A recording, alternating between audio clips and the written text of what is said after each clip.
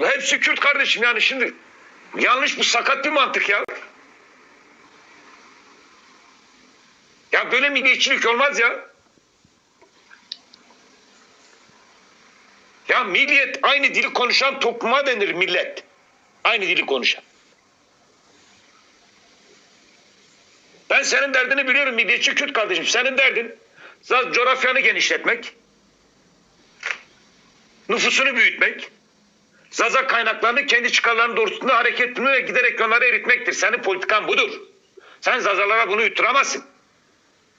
Sen bunu Zazalara yutturamazsın. Zaza aydınlarına yutturamazsın.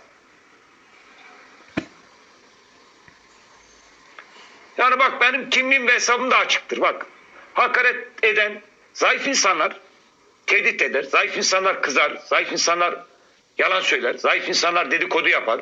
Zayıf insanlar güce inanır. Güçlü insanlar düşünerek konuşur. Yalnız da kalsa kendi hakikatini dile getirir.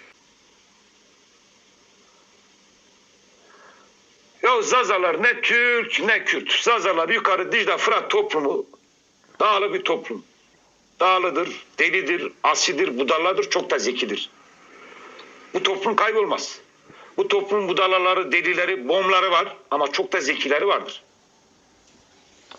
Bak, Türkiye'de şu anda Türkiye'nin kaderini iki tane adam belirliyor. İkisi de Zaza. Biri Kılıçdaroğlu, Kürtler adına siyaset yapıyor. Diğeri de Selahattin Demirtaş, Kürtlerin adına siyaset yapıyor.